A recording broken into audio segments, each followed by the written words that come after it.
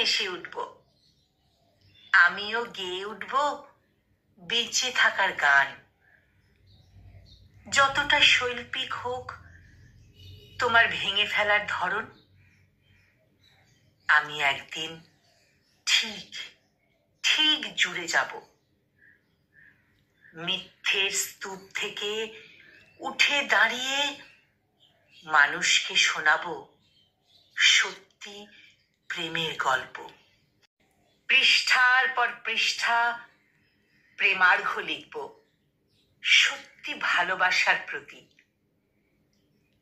আমি আবার একদিন জীবিত হয়ে উঠব, নরক থেকে ফিরে আসব বিজয়ী প্ল্যাকার্ড হাতে।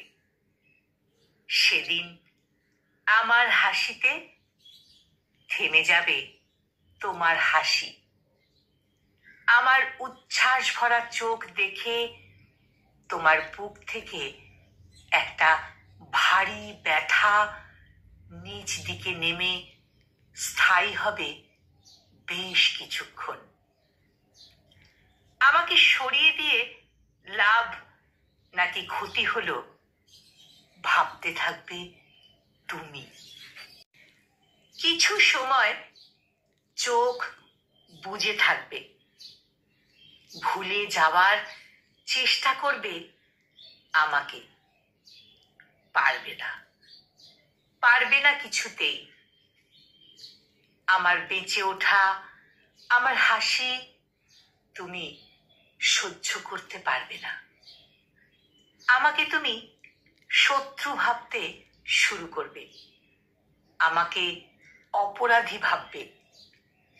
বেঁচে ওঠার অপরাধে দণ্ড দিতে চাইবে, কিন্তু পারবে না। সেই অধিকার নিজেই ডুবিয়েছ স্বার্থের ডোবায়, আর ডোবা থেকে তুলে নিয়েছ কর্দমাক্ত স্বার্থ। তোমার মনে পড়ে যাবে আমার অসমান ভালোবাসা, মনে পড়ে যাবে আমার ধৈর্য, ত্যাগ, পাথরের মতো প্রতীক্ষা। বর্তমানের সাথে মেলাতে গিয়ে রাগ হবে তোমার, চোখ বুজে আসবে, দুহাতে চেপে চোখ রগড়াবে। আমাকে বেঁচে ফিরতে দেখে তোমার আর কিছুই ভালো লাগবে না। না চাইতেও সঙ্গম শেষে ভেসে উঠবে আমার মুখ। তোমার ঘুম কমে যাবে, পাশের মানুষটাকে জড়িয়ে ভুলতে চাইবে আমাকে, কিন্তু পারবে না। উপেক্ষার আঘাতে মরে যাবার পর যাকে স্মৃতিচাপা দিয়েছ, তার সহাস্য ফিরে আসা তোমার ঘুম কেড়ে নেবে। আয়নায় নিজের রূপ দেখে আর স্বস্তি পাবে না। তোমার একটু একটু করে মনে হবে শরীরের রূপের চেয়ে ভালোবাসা বেশি সুন্দর। মুঠো ভর্তি টাকায় আর তুমি স্বস্তি পাবে না। মনে হবে অর্থের চেয়ে ভালোবাসার মূল্য অধিক। উল্টো সমাজের সবচেয়ে উঁচু জায়গায় উঠেও সুখ হাতড়াবে।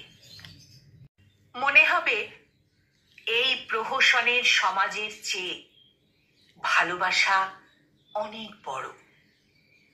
তোমার মৃতপ্রায় বিবেক জাগতে চাইবে, কিন্তু পারবে না। স্বার্থের সাথে সংঘর্ষে তা পরাজিত হবে আবার। তুমি চাওনি আমি উঠে দাঁড়িয়ে আবার আকাশ দেখি। তুমি চাওনি আমি ফিরে আসি বৃক্ষের কাছে। তুমি চাওনি আমার চোখে আবার স্বপ্ন আসুক ফিরে। তুমি চাওনি আমার শ্বাস প্রশ্বাস স্বাভাবিক হোক, পাছে তোমার ভেঙে ফেলার শক্তি নিয়ে প্রশ্ন ওঠে।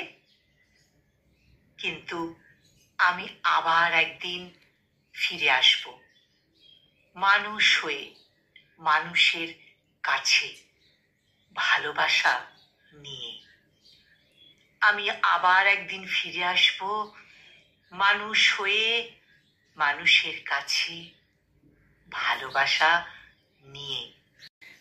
কলমে প্রবীর কুমার, আর কণ্ঠ প্রয়াসে আমি নিবেদিতা।